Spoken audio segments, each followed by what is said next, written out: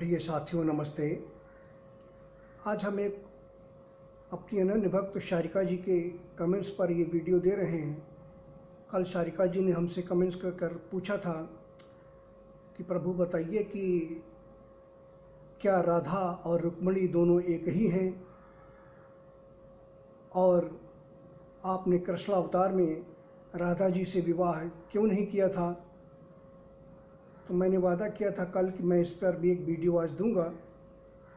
तो साथियों, सबसे पहले तो सभी लोग ज़्यादातर ये जानते हैं कि राधा और रुक्मिणी दोनों अलग अलग हैं। राधा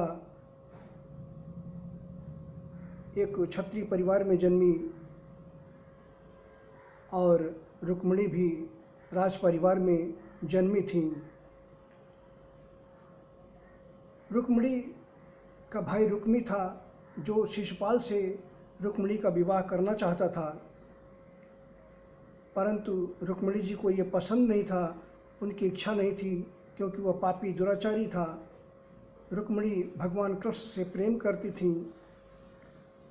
तो जब विवाह की तैयारियां चल रही थीं तो रुक्मिणी जी ने अपने जो कुल गुरु हैं उनको एक पत्र दिया और कहा कि हे गुरुदेव, आप कृपया हमारे इस पत्र को भगवान कृष्ण तक पहुंचा दीजिए। तो गुरुदेव जी ने उनकी इच्छा का सम्मान करते हुए यह पत्र भगवान कृष्ण तक पहुंचाया। उस पत्र में लिखा हुआ था कि प्रभु, मैं आपकी अनन्य भक्त हूँ। मैं आपके अलावा अपने जीवन में हमने किसी और को अपने सपने में भी नहीं देखा है, नहीं सोचा है। हमने आपको तन मन से, प्राण से, कर्म मन और वचन से आपको मैंने अपना पति स्वीकार कर लिया है। हम आपके सिवा किसी और से विवाह नहीं कर सकते हैं। अगर आपने हमें वर्ण नहीं किया तो हम आपके सिवा किसी और के भी नहीं हो सकते हैं और हम अपने प्राण त्याग देंगे। तब भगवान कृष्ण ने रुक्मिणी प्रदेश में प्रवेश किया और फैसला किया कि हम रुक्मिणी से विवाह करेंगे, क्योंकि उन्होंने ये शर्त रख दी थी कि हम आपके सिवा किसी और की हो नहीं सकती हैं। इसलिए उनकी इच्छा का सम्मान उन्हें हमें करना ही पड़ा। और रुक्मिणी अपने कुल देवी के मंदिर में गईं और वहाँ से रुक्मिणी को भगवान कृष्ण हमने वहाँ से उन्हें अपने साथ लेकर चले आए। रास्ते में रुक्मी नाम के उनके भाई ने पीछा भी किया, उसका भी मान मर्दन किया और रुक्मिणी जी को अपने साथ हम द्वारिका लेकर आ गए। तो ये रुक्मिणी जी की कहानी है। रुक्मिणी जी ने यह संकल्प ले लिया था कि हम भगवान कृष्ण के अतिरिक्त किसी और की नहीं हो सकती। अगर उनकी नहीं होंगे तो हम अपने जीवन को त्याग देंगे। और रुक्मी जो है, उनका जो भाई था, वो शिशुपाल के साथ उनका विवाह करना चाहता था, जो पापी था, दुराचारी था। अब दूसरी बात रही कि देवी राधा रानी की। राधा रानी का प्रेम अद्वितीय, अलौकिक और दुर्लभ था। कृष्ण और राधा के बीच में जो अद्वैत प्रेम था, उसका आज तक कोई दृष्टांत उसके जैसा नहीं है। यह प्रेम निष्काम कर्मयोग की चरम सीमा थी। एक बार जब नंदगांव में कृष्ण रहा करते थे तो वहीं उनसे मुलाकात हुई, वहीं उनका प्रेम मिलन हुआ। वहीं तो उसके बाद जब एक बार भगवान कृष्ण अपनी लीला करने के लिए मथुरा चले आए वहाँ से, तो उसके बाद काफ़ी समय तक नंदगांव नहीं गए। और फिर उसके बाद एक बार गए तो राधा रानी से मुलाकात हुई। राधा रानी ने उनसे कहा कि आप अब हमें छोड़कर मत जाइएगा। तो भगवान कृष्ण ने वादा कर लिया कि ठीक है, हम जब तक आप नहीं कहेंगी आपको हम छोड़कर नहीं जाएंगे।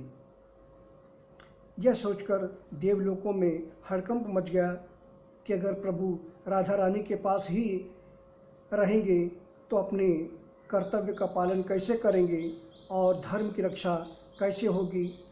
कंस का संहार कैसे होगा। इस तरह से भगवान ब्रह्मा राधा रानी के पास पहुँचे और उनसे आग्रह किया कि आप अपने संकल्प से कृष्ण जी को मुक्त कर दीजिए, क्योंकि इनका अवतार धरती पर धर्म की रक्षा के लिए हुआ है, समाज के कल्याण के लिए हुआ है, और अगर आप इन्हें मुक्त नहीं करेंगे तो ये फिर अपने कर्तव्य का पालन नहीं कर सकेंगे। तब राधा रानी ने अपने निजी स्वार्थ, अपने निजी प्रेम को छोड़कर कृष्ण को ब्रह्मा के कहने पर अपने वचन से मुक्त कर दिया कि जाइए, पहले देश, समाज, धर्म और न्याय सर्वोपरि है, पहले उनका रक्षा कीजिए, पहले अपने उस दायित्व को निभाइए। हम तो आपके साथ हमेशा थे, हैं और रहेंगे। तो ये दृष्टांत है। उसी तरह का एक दृष्टांत उद्धव जी का है। उद्धव जी ब्रह्मज्ञानी थे, निष्काम कर्मयोग की आराधना साधना करते थे, भगवान कृष्ण के हमारे अनन्य मित्र थे, भक्त थे, और उनको ब्रह्म ज्ञान का, निराकार ब्रह्म का बड़ा घमंड था। तो उन्होंने एक बार राधा रानी के पास उद्धव जी को भेजा कि जाइए और राधा रानी को और गोपिकाओं को समझाइए जाकर कि वो निराकार ब्रह्म की, अद्वैत ब्रह्म की उपासना करें और भगवान कृष्ण से प्रेम करना बंद कर दें। नश्वर शरीर से प्रेम करने की अपेक्षा निराकार ब्रह्म की उपासना करें, साधना करें, जिससे कि आपका कल्याण हो सके। चूँकि उद्धव जी बड़े ही ज्ञानी थे और ब्रह्म मार्ग का अनुसरण करते थे।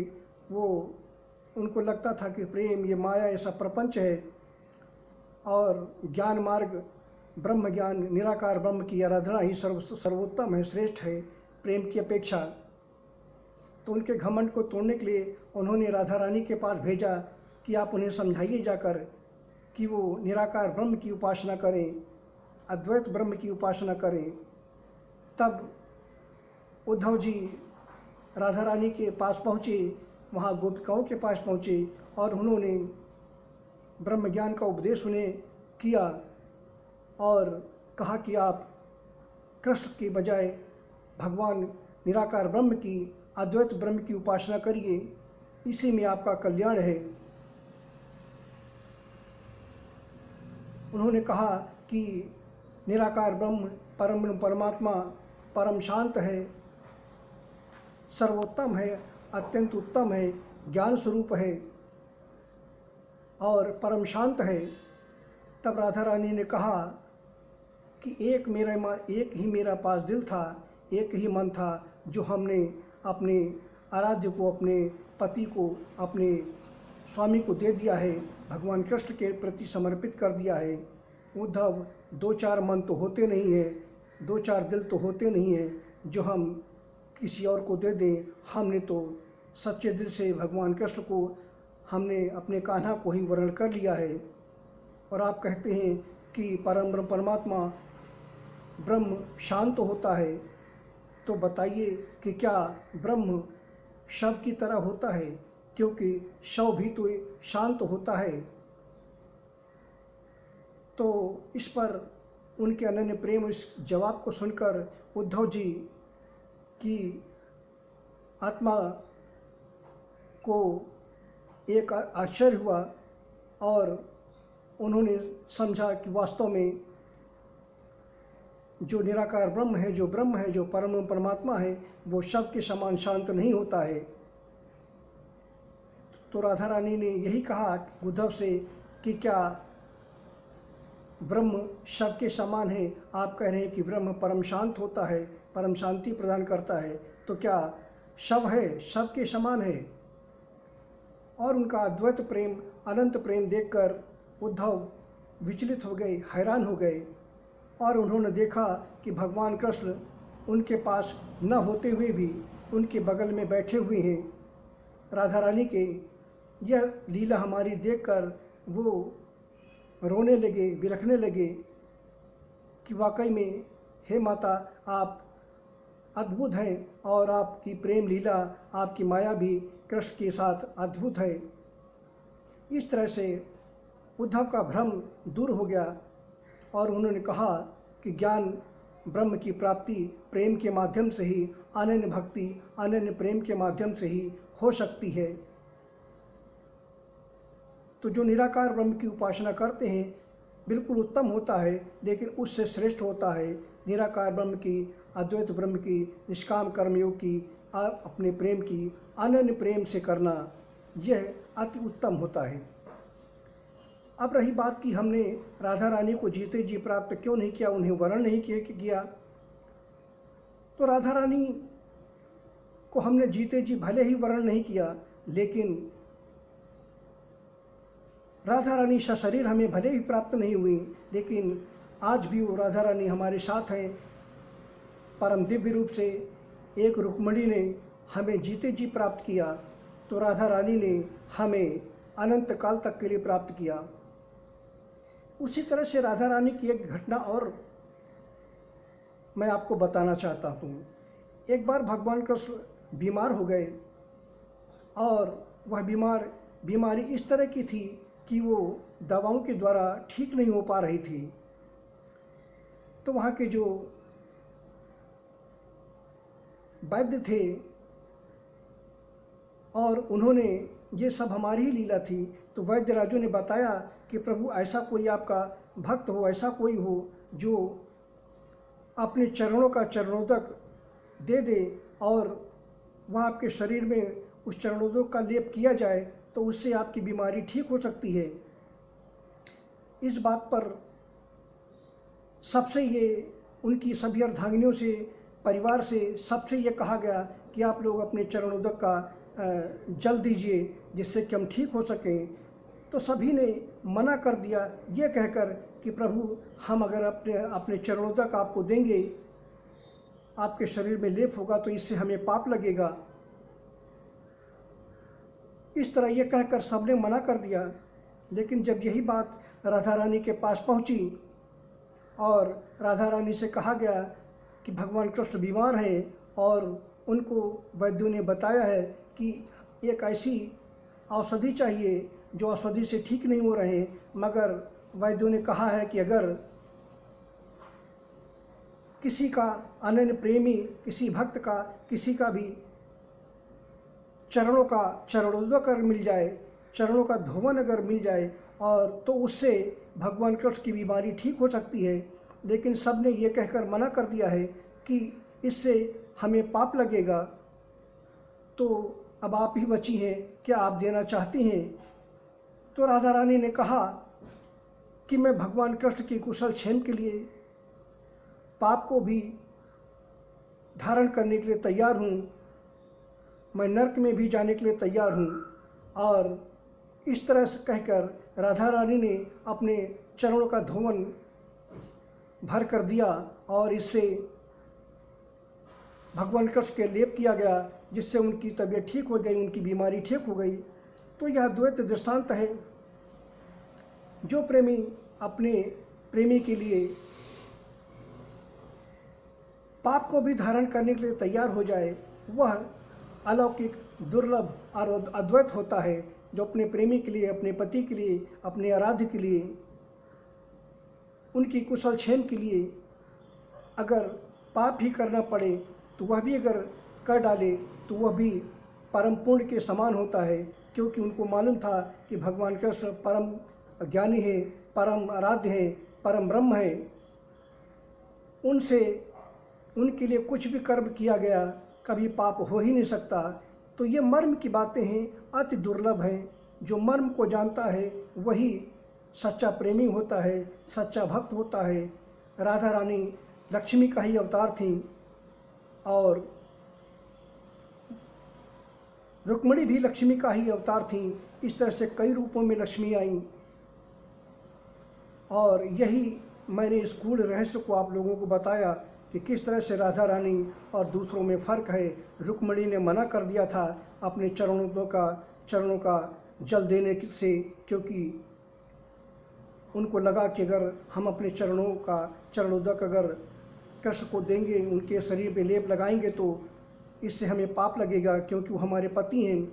लेकिन राधा रानी ऐसी थी जो इस मर्म को जानती थी कि जो राधा है वही कृष्ण है, जो कृष्ण है वही राधा है। जो इस मर्म को जानेगा, जो भगवान और भक्त के भेद को समाप्त कर देगा, जो अद्वैत हो जाएगा, एकाकार हो जाएगा, वही ब्रह्म में लीन हो जाता है।